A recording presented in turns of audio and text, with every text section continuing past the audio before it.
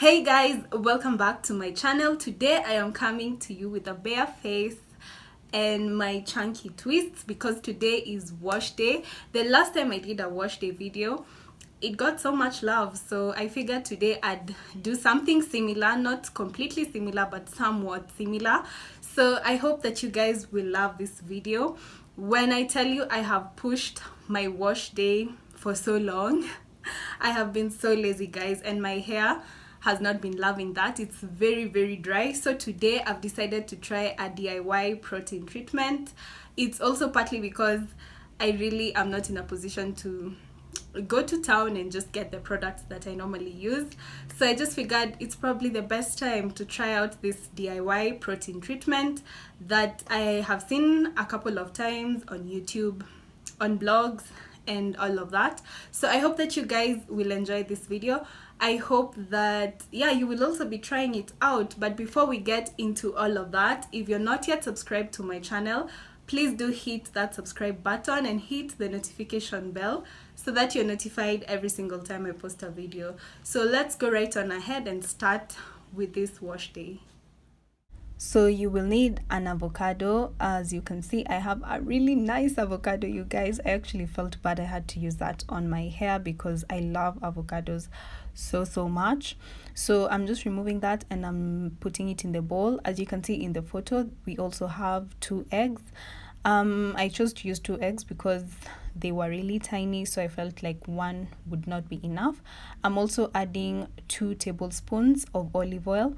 My olive oil has been mixed with coconut oil and I don't think that's a problem. If you want, you can also do the same, but in the initial recipe they said you should add 2 tablespoons of olive oil. So I'm just mixing those 2 together before I add in my 2 eggs.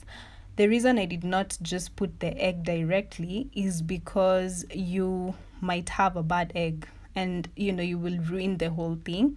So that's something you might want to do. Just don't beat the egg and just put it in directly. Okay, so I'm just mixing those 2 together, but I'm going to put them in a blender because it's easier that way, and I was just avoiding having a lot of lumps.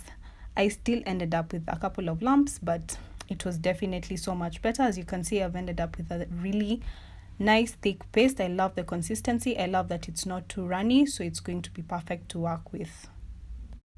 On to the application now. After shampooing my hair, I went on ahead to apply the hair mask. I obviously had to section my hair into 4 smaller sections because it's easy to work on the hair when it's in smaller sections. As you can see, I'm applying a lot of that product. I'm massaging it even on the scalp because one of the benefits is that it helps with dandruff and like an itchy scalp, and sometimes I do struggle with that, especially considering that I had not washed my hair for quite a bit of time. So I am just massaging that all over my hair. I was taking my time with that product, making sure that it was on literally every single strand. Actually, when I was done applying this product, I felt like my hair was heavier, like I put that much product, but I just wanted to soak it in because my hair really needed that because it had been a while. So I am finally done with my wash day. I did not record the whole process because I just wanted to focus on the protein treatment that I was talking to you guys about. So some of the benefits of this mask include strengthening your hair, therefore promoting hair growth and reducing the hair loss. It also tames frizzy hair, it heals damaged hair, it also promotes silky and shiny hair. So this mask has a lot of benefits, but I think you would probably not see all these benefits unless you use it for a really long period of time. This being my first time, the only thing that I can speak on is the strengthening part because I noticed that my hair did not shed as much. It also did feel quite a bit dry, which is one of the things that happens with the protein treatments. That's why you always have to go in with your deep conditioner to incorporate a bit of moisture back into your hair. The mistake I did though was that I kept this mask on for a very long time, and you're not supposed to do that. The maximum time you're supposed to have it on is 30 minutes, and I think I had it on for like 45 to 50 minutes. So just something you need to note.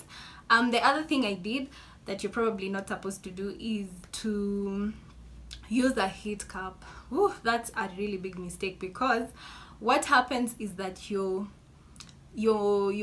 what happens is that the egg can start to sort of cook, and that is why I think I have like a bit of white particles in my hair. There is a word for that I don't remember, but the layman's language is that, yeah, the egg will cook in your hair and it will leave those white particles.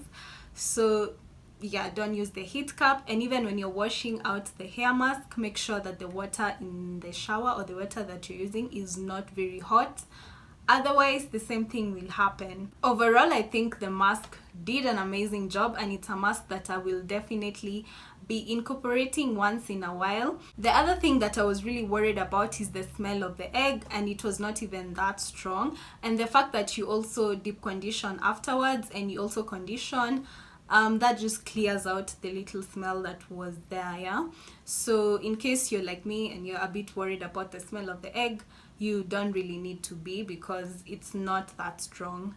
So let me know, guys, let me know if you will be trying out the hair mask. Let me know what you think about it.